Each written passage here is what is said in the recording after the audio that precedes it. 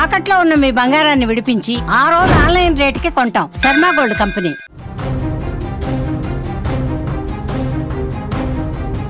తెలంగాణ జూబ్లీహిల్స్ ఎన్నికల ఫలితాలపైన ప్రజలలో ఆసక్తి నెలకొంది.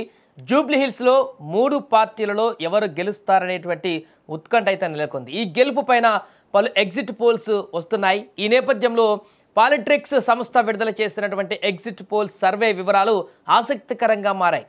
జూబ్లీహిల్స్ నియోజకవర్గంలో కాంగ్రెస్ పార్టీకి గట్టి బలం ఉన్నట్లు ఎగ్జిట్ పోల్ సర్వే స్పష్టం చేసింది. కాంగ్రెస్ అభ్యర్థి వి నవీన్ యాదవ్ అత్యధికంగా 46% ఓట్లతో ముందంజలో కనిపిస్తున్నారుగా అన్నట్టుగా ఈ యొక్క సర్వే చెప్తుంది. మరొక వైపు అధికారంలో ఉన్న బీఆర్ఎస్ పార్టీ అభ్యర్థి మాగంటి సునీత ఈ సర్వేలో కాంగ్రెస్ కంటే బాగా వెనకబడ్డారు. ఆమెకు 33% ఓట్లు మాత్రమే దక్కే అవకాశం ఉన్నట్లుగా కూడా ఈ సర్వే ఫలితాలు వెల్లడిస్తున్నాయి. ఇక బీజేపీ అభ్యర్థి లంకల దీపక్ రెడ్డి కేవలం 14% ఓట్లతో 3వ స్థానంలో నిలిచారు. ఇతరులు 7% ఓట్లను సొంతం చేసుకునేటువంటి అవకాశం కూడా ఉంది. ఈ సర్వే కోసం 5393 మంది శాంపిల్ సైజును పరిగణలోకి తీసుకున్నట్టుగా తెలుస్తుంది. ఈ నేపథ్యంలోనే తాజాగా ఈ యొక్క ఎగ్జిట్ పోల్కి సంబంధించిన వివరాలన్నీ కూడా ప్రజలు ఆసక్తిగా చూస్తున్నారు. ఎగ్జిట్ పోల్ ఫలితాలే కాకుండా అంతకుముందు పాలిటిక్స్ సంస్థ నిర్వహించినటువంటి ప్రీపోల్ సర్వేలను పరిశీలిస్తే కూడా కాంగ్రెస్ అభ్యర్థి నవీన్ యాదవ్ ముందంజ స్పష్టంగా కనిపిస్తోంది. నవంబర్ 9, 2025 ప్రీపోల్ ప్రకారం కాంగ్రెస్ అభ్యర్థి నవీన్ యాదవ్ 39% ఓట్లతో మొదటి స్థానంలో ఉన్నారు.